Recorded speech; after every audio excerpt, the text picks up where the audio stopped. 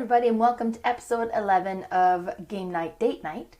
And this episode is in collaboration with Games and Couples. So Game and Couples concentrate on couple counseling, utilizing board game as a main tool to help couples connect, reconnect, and stay connected. And one of the things that they've done is they've created a rating system to help people decide which game would best suit their needs. And the rating system is on three different aspects. The first one is conversation and connection potential. Maybe at the end of the day, a couple coming together over a board game is how they connect.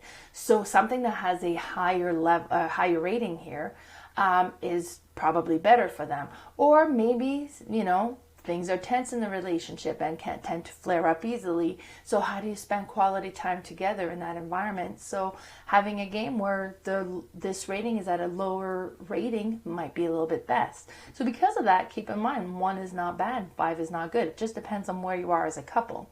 The second thing that we are rating on is for getting to know you. So how much does the game reveal about your partner? And maybe, this is a newer relationship and you're trying to discover more about each other, or maybe you've been in the relationship for a very long time and this isn't really something that you're all that concerned about. So keep in mind that in mind. And then the last thing that the rating system is based on is for potential for hurt feelings and conflict.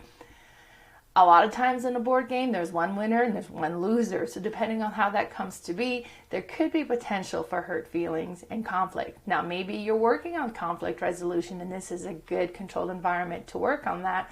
Or maybe things are tense and they can flare up again. So a lower rating system would be best for this one.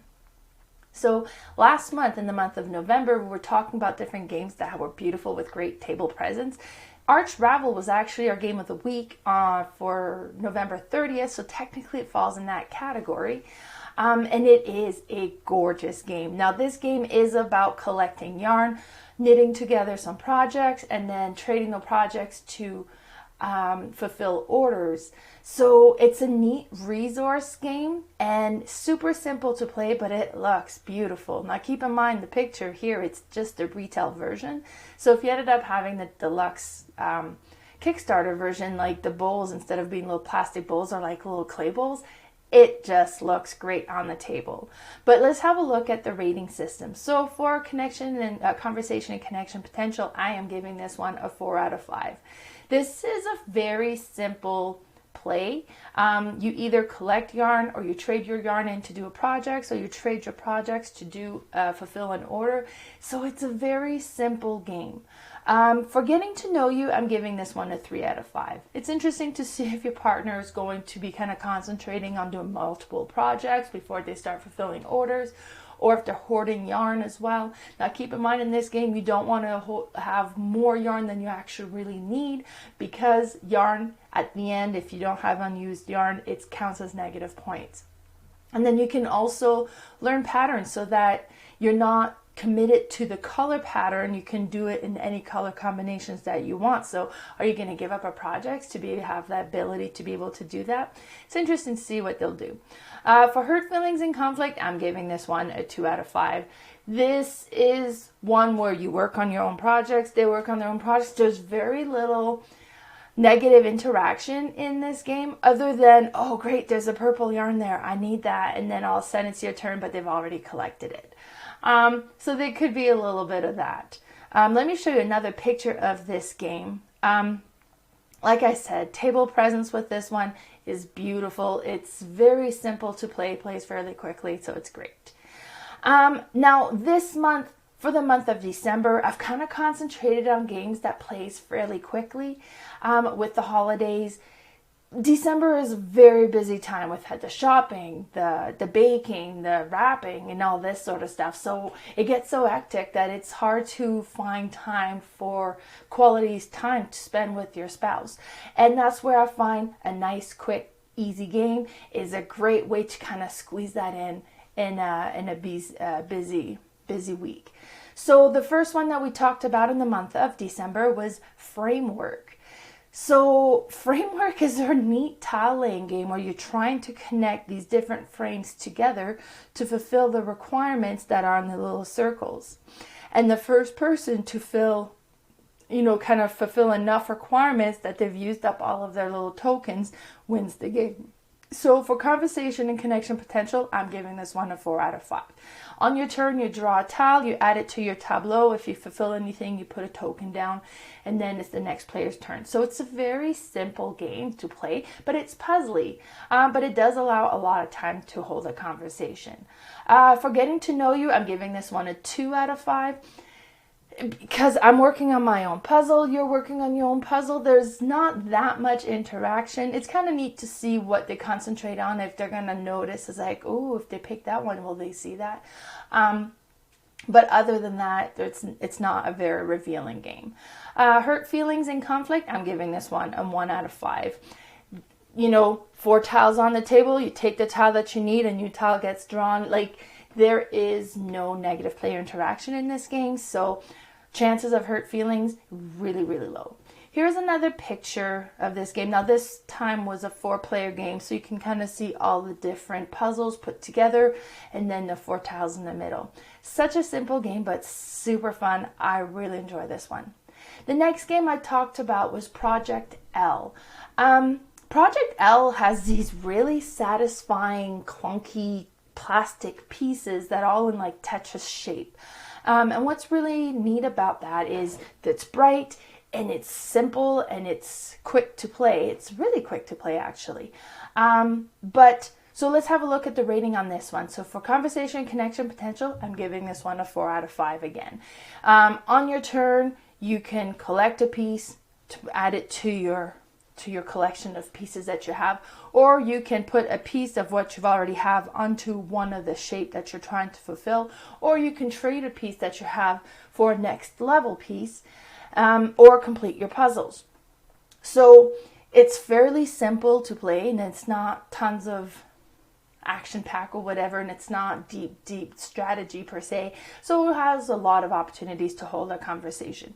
Getting to know you, I'm giving this one a 3 out of 5. It's interesting to see, are you going to concentrate on upgrading the pieces, or are you going to concentrate on fulfilling the shapes that you have so that you will gain more pieces that way? Or how, are you going to kind of do more of the easier shapes to do, or do you go for the bigger ones? So it's interesting to see how the decision making that goes behind it, but it's fairly simple. So hurt feelings and conflict, a 2 out of 5. It'll be like, okay, this shape, if I can fulfill this and I have the pieces for it, I can win the game. And then you notice that that's going to happen too, so you take it. But it's, other than that, there's very little interaction. Again, it's one of those that I work on my puzzle, you work on your puzzle. So it's fairly low for this one. Let me show you another picture here. Then you can see all the nice bright pieces and how it all comes together. And as I mentioned, this one's a really simple game to play and quick. So it's a lot of fun. The next one is King of Tokyo. King of Tokyo, no, full disclosure, is best at a higher player count. But my stepdaughter loves this game, and we play it 2 players all the time. So we tend to play it 2 players fairly often in my household now. So for conversation, connection, potential, 3 out of 5. This is a dice rolling game. So on your turn, you'll be rolling dice, probably not, but in between, there's plenty of opportunity to hold a conversation. Getting to know you, I'm giving this one a 3 out of 5 as well. It's interesting to see, like you're going to roll, you're going to try to go for attack, but then, like your health is declining. And if you're in Tokyo, you can't heal while you're there. Do you stay so that at the start of your next turn, you gain 2 victory points? Or do you get out and try to heal? So all those little tiny decisions that you need to do. It's kind of interesting to see how your partner will think. And then hurt feelings and conflict, I'm giving this one a 3 out of 5. This game is a battle to the death, or the first player to gain 20 victory points. Most of the time, it's a battle to the death. So you're trying to kind of, damage your partner's health as much as possible so that you're the only standing monster, and then you win the game that way. Here's another picture of this game. It's a simple game. Like, it's just, you have your monster, you're in Tokyo, you roll the dice, and then trying to either roll like 3 numbers of a kind so that you can collect those in victory points. If you roll a lightning bolt, that gives you energy cube that you can trade for cards that'll give you special abilities.